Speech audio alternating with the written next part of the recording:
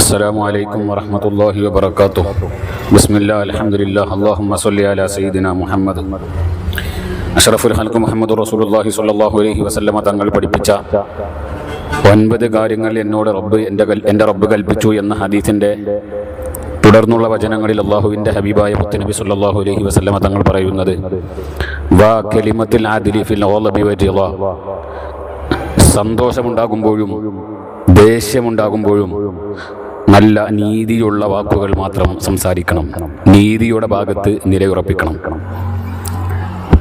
അല്ലാഹു എൻ്റെ വിശുദ്ധമായ ഖുർആൻ തന്നെ പറയുന്നുണ്ട്, ഇന്നല്ലാഹ യുഹിബ്ബുൽ മുഖ്സിതീൻ, നീതി ചെയ്യുന്നവരെ അല്ലാഹു സുബ്ഹാനഹു വ തആല ഇഷ്ടപ്പെടും.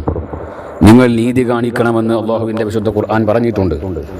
ആ പ്രഖ്യാപനം തന്നെയാണ് ഈ ഹദീസിൻ്റെ 3-ാമത്തെ വചനമായി അല്ലാഹുവിൻ്റെ ഹബീബായ മുത്തുനബി സ്വല്ലല്ലാഹു അലൈഹി വസല്ലമ തങ്ങൾ പഠിപ്പിക്കുന്നത്. നീതി പലപ്പോഴും പലവിധത്തിലുള്ള അഭിപ്രായ വ്യത്യാസങ്ങളുടെ പേരിൽ നീതിയെ മറക്കുന്നവരും അനീതിയുടെ പക്ഷത്ത് അടിയുറച്ചു നിൽക്കാൻ നമ്മെ പ്രേരിപ്പിക്കുകയും ചെയ്യുന്ന പലവിധ അഭിപ്രായ വ്യത്യാസങ്ങൾ നമുക്കിടയിൽ ഉണ്ടായേക്കാം.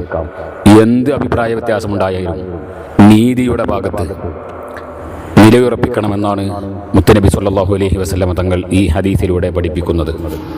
അല്ലാഹുവിൻ്റെ ഹബീബായ മുത്തുനബി സ്വല്ലല്ലാഹു അലൈഹി വസല്ലമ തങ്ങളുടെയും അവിടുത്തെ സ്വഹാബത്തും മുഴുവനും നീതിയുടെ പര്യായങ്ങളായിരുന്നുവെന്ന് വ്യക്തമായി നമുക്ക് വായിച്ചെടുക്കാൻ സാധിക്കും. മോഷ്ടിച്ചത് ആരാണെങ്കിലും അവരുടെ കൈകൾ മുറിക്കണം, അത് എൻ്റെ മകൾ ഫാത്തിമയാണെങ്കിലും എന്ന് ഹബീബായ മുത്തുനബി സ്വല്ലല്ലാഹു അലൈഹി വസല്ലമ തങ്ങൾ പറഞ്ഞത് കാണാൻ സാധിക്കും.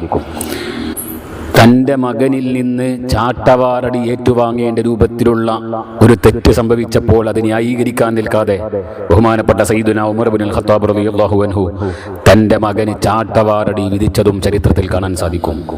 ആരാണെങ്കിലും അവിടെ നീതിയുടെ ഭാഗത്ത് നിലനിൽക്കുക എന്നത് വലിയ ഒരു ധർമ്മമാണ്. ആ ധർമ്മം നിർവഹിക്കണമെന്നാണ് മുത്തുനബി സ്വല്ലല്ലാഹു അലൈഹി വസല്ലമ തങ്ങൾ പഠിപ്പിക്കുന്നത്.